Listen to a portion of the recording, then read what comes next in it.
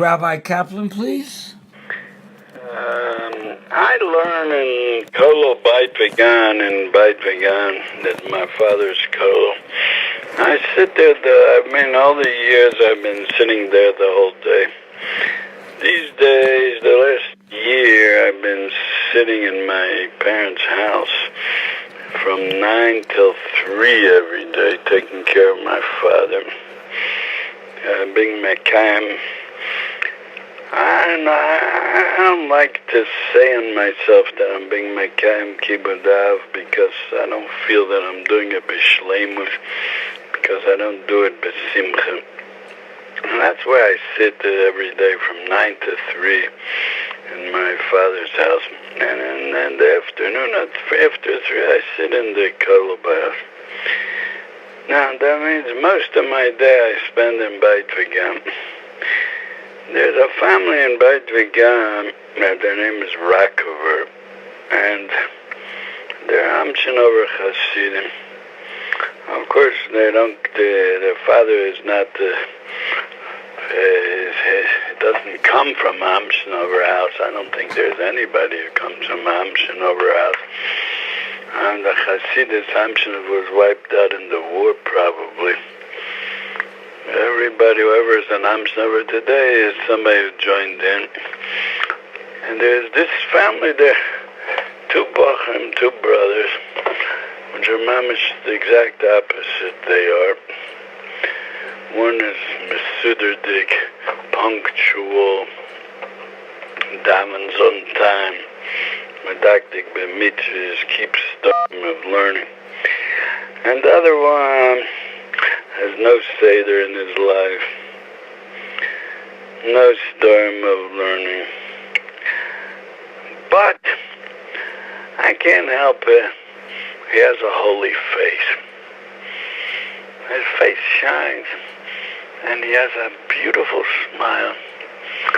And I see from this that how much I am full of negiyas.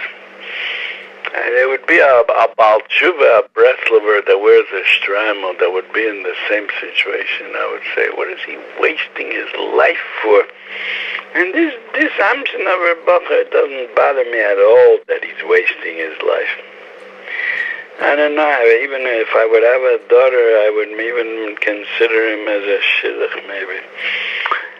Anyway, this Bacher came in yesterday in the kollel. Like sometimes he comes into the room where I sit in the kollel a few minutes before the shkia, and he puts on tefillin. I don't know what he did the whole day. I don't know when he davened. I don't know anything. It's strange. Yeah, Rabbi Kaplan. What? The father runs the Talmud Torah. Right. Okay. He's the Mernah of the Talmud Torah. Yeah. By the way, the Talmud Torah of Amshinov is coming to an end because most Amshinover Hasidim live in Beit Tav, and they have a cheder over there. And in Beit Vegan, there aren't that many Amshinover in Yerushalayim that they need a cheder. Because slowly it's coming to an end. Anyway, so this Bacher came in yesterday. We talked a few words about this and that. And then as he was going out, he says, a good Achris Shona. Have a good Achris Shona, end of the year. And I asked him, where did you get that bracha from? They said he got it from the Rebbe. The Rebbe gives such a bracha, a good Achris Shona, a good end of the year. This is a Gemara in Chagiga, I think is Vovam at Beis. The Gemara says that the Rebbe and Reb Chia, they went to visit a blind Talmud Chacham, and he gave them, as they were leaving, he gave them a bracha. The Talmud Chacham gave them a bracha. You were mekabel the face of the nira ve'eno roa, tisku lekabel pnei ha-roa ve'eno nira. That's Hashem. So they asked him, where did you get this bracha from? So he told them where he got it from. You see from here that nusach of a bracha, you have to ask, where'd you get this nusach from? I said, I asked, where'd you get this nusach from? A good achri, have a good achri shana. So we're now in Elo, Tovshin Ein Ches, which is the achri shana, and so he told me he got it from his Rebbe. The amshinov Rebbe gives this bracha, and exactly when he starts saying it, I don't know. But I feel it's like a beautiful nusach, achri shana, at the end of the year.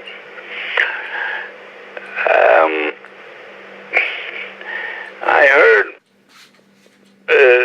sichos from Rabbi Meir Zilberberg, where he also referred to this. It's a pasuk in Parshas Eikev.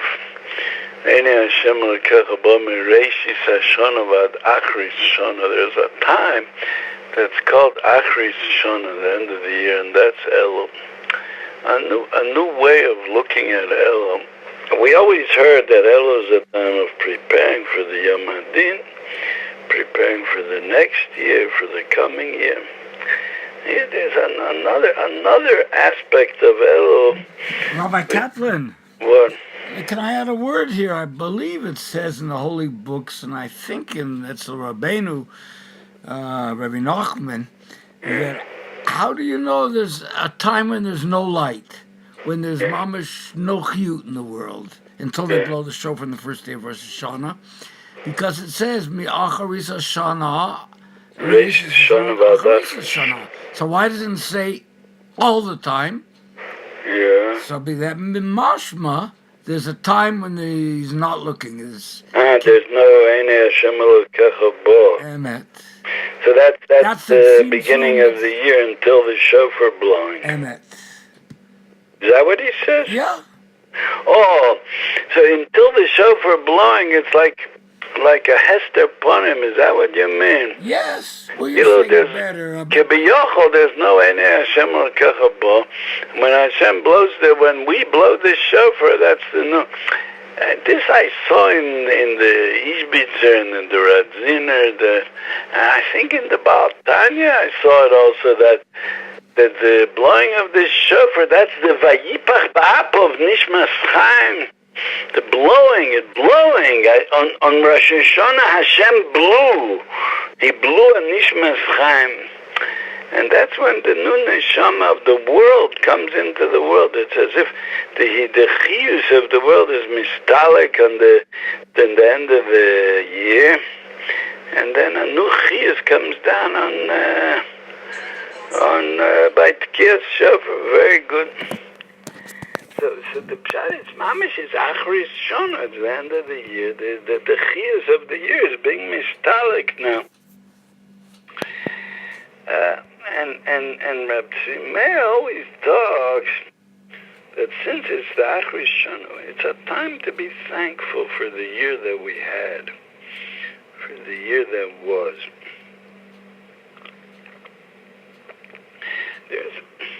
There's a few days ago, Hashem was mazmin to me money. My sister, Sari Shapiro, is a big tzaddikus, and she covers it up, and you don't see it on her. She makes it not seen, and that's a very sign of tzaddikim, of the real tzaddikim. There's phony tzaddikim, and there's real tzaddikim. And Sari Shapiro, she covers up her tzidkis. She brought me money, and she didn't tell me where it comes from, who sent it, who gave it. I said, do I know the person that's sending it? No, you don't know. I don't know. And I was very happy because lately I'm dochuk. I'm in a matz of dochuk, and my father took down 2,000 shekel less he gives me every month. I have to pay rent, and the money for rent is also going low, so it's, I have what to eat, Baruch Hashem, and I have a wonderful apartment, a palace, but still I had worries, and Pitam on Yom Sheni this week, which was my birthday, I became 65 years old, and Hashem sent me money that day. And she gave me the money, and I said, oh, thank you, very nice. So she says, when you have what they complain about, then you talk loud, and you yell and scream. And when you get money and Hashem sends you money, then you say, oh, thank you, very nice, yeah. Yeah, what kind of believer are you? And she said, and there's somebody else who's also like that. Well, I thought that she's right, Osa Tzaddikus. And I remembered what I heard b'shem the Beis Yisrael, the Ger Rebbe. It says in Pasuk in today's Parsha, by Mikra Bikurim, a person brings one fruit from the field. I mean, usually they brought more, but I mean, the Ikadim, it's enough to bring one fig or one date. There's no shit. And you bring it. And v'niso v'amarto lifnei Hashem Elokecha. The hem is before that. When he brings it and he gives the fruit to the Kohen, he says, Higadati hayom Hashem Elokecha, ki bosi al haaretz asher nishba Hashem lavuseinu lo sislonu. Here, take this date, take this fig, and with this I'm telling Hashem that I came to the land that Hashem gave us. We feel, we're showing. What do you mean you came to the land? We have this land already many years. No, I'm again, I feel a new thanks to Hashem. Thank you, Hashem, that I have a land to live in. And this way you could talk a lot. There's a lot to talk over here about what does it mean, Eretz Yisrael? What's the idea of Eretz Yisrael? The truth, I'll just say a few words. It's mavur in many sfarim that Eretz Yisrael is a tool with which we can worship Hashem. It's the palace of the king. The presence of Hashem is felt over there. So it's much easier to worship Hashem over here because you feel the presence of Hashem. And that's it. But it's not that the land in itself that we need a land. In order to be a nation, we need a land. In order to be a nation, we need a Torah. But today to be mekayim the Torah, and today to be mekayim the mitzvahs, so that's the avir of Eretz Yisrael is a messiah to be mekayim all this. Good. This is a talk in itself. Maybe we'll get to it someday. And this person brings one fig or one date, and he says to the Kohen, I'm telling Hashem that I came to the land that he swore to our Ovos, Los Islanum. And then he starts telling the person these mikra bikurim, he lanes the parsha, and he starts off with Arami Ovedovi, and you tell the whole history of Klal Yisrael. You start from the beginning. There's always an end to remember where we came from. Not to feel that we're established. We have it. We have something. We have a Medina. We have a state. We have an army. We have a police. We're settled. We're Masuda. It's here. No. Every minute that we're here, that we have a land, we have a place to live, it's a new matana that Hashem gave us. And in order to feel the thanks to Hashem for this matana that He gave us, so we have to start from the beginning. Be'emes, it was Arami Ovedova Ve'ed Mitzrayim. And Rabbi Kaplan, Robert, we're taking a break.